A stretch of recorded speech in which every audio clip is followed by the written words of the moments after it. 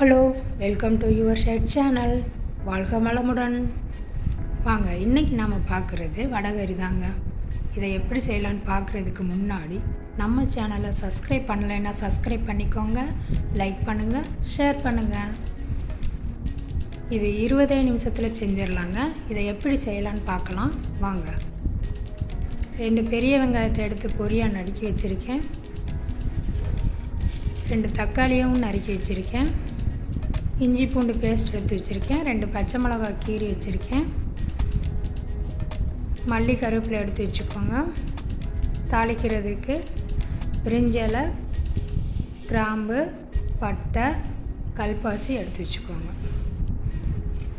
எப்படி செய்யலான்னு பார்க்கலாம் வாங்க.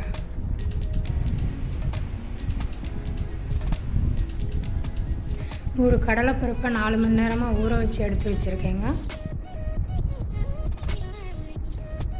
இது கூட சேர்த்து அரைக்கிறதுக்கு 1 ஸ்பூன் சீரகம், சோம்பு, 2 வரமிளகாய், கொஞ்சம் கல்லுப்பு, பெருங்காயத்தூள் சேர்த்து கொரகொரப்பாக அரைச்சிக்கிடுவோம்.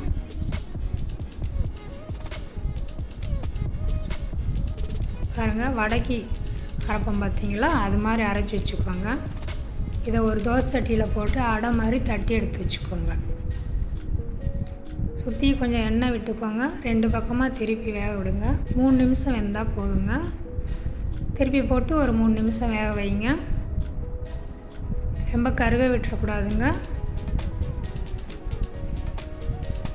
இதை வேறு ஒரு பிளேட்டில் மாற்றி வச்சுக்கிறோம். இது ஆறட்டுங்க. அடுத்து ஒரு குக்கரில் 3 ஸ்பூன் எண்ணெய் விட்டுருக்கேன். அதில் தாளிக்கிற பட்டை, கிராம்பு எல்லாம் சேர்த்துக்கோங்க. அது கொஞ்சம் பொரிஞ்சதும் 2 பச்சை மிளகாய் சேர்த்துக்கோங்க.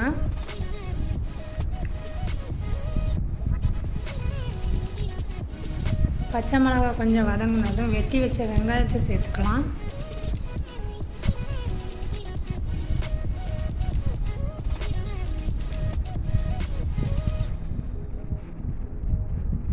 கூடயே இஞ்சி பூண்டு பேஸ்ட்டு சேர்த்துக்கோங்க.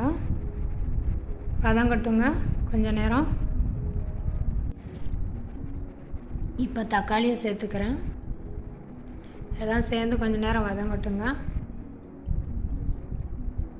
இது கூட சேர்க்குறதுக்கு 2 ஸ்பூன் குழம்பு மிளகாய்த்தூள், 2 ஸ்பூன் மல்லித்தூள், 1/2 ஸ்பூன் கரம் மசாலா, 1 ஸ்பூன் மிளகாத்தூள் எடுத்து வச்சுருக்கேன். இதெல்லாம் சேர்த்துக்குருவோம். மசாலாவும் சேர்ந்து வதக்கட்டுங்க.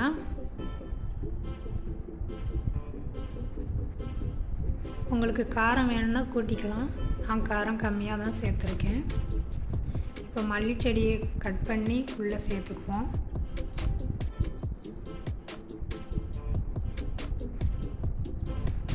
கொஞ்சம் வதக்கிக்கிடுவோங்க. 3 டம்ளர் தண்ணி சேர்த்துக்கலாம். இப்போ ஏற்கனவே அடை தட்டி வச்சுருந்தோம் இல்லையா, அதை உதுத்து வச்சுக்கோங்க. தேவையான அளவு உப்பு தண்ணியில் சேர்த்துட்டு உதுத்து வச்ச அடையை உள்ளே சேர்த்துக்கலாம்.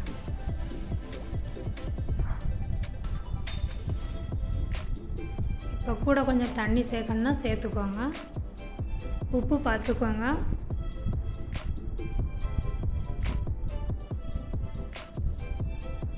அவ்வளோதாங்க. இப்போ 1 டம்ளர் தண்ணி சேர்த்துக்குருவோம். உப்பு பார்த்து சேர்த்துக்கோங்க. காரமெல்லாம் சரியாக இருக்கான்னு பார்த்து சேர்த்துக்கோங்க. உங்களுக்கு நான் காரம் கம்மியாக தான் போட்டிருக்கேன். குக்கர் மூடி போட்டு 2 விசில் விடுங்க. 2 விசில் வந்ததும் அடுப்பு ஆஃப் பண்ணிவிட்டு கொஞ்சம் நேரம் கழித்து ஓப்பன் பண்ணி பார்ப்போம்.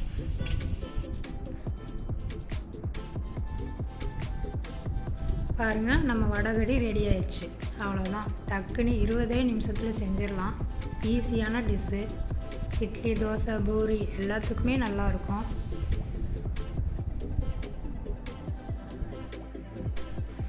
இப்போ நம்ம 2 மல்லிச்செடி தூவி விட்டுக்கலாங்க.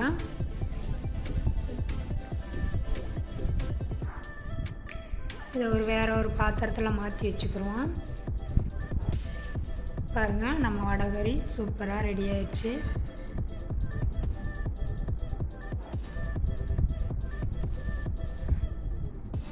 எல்லாம் செஞ்சு பாருங்கள், சாப்பிட்டு சொல்லுங்கள். மறக்காமல் சப்ஸ்கிரைப் பண்ணுங்கள், லைக் பண்ணுங்கள், ஷேர் பண்ணுங்கள். அடுத்த வீடியோவில்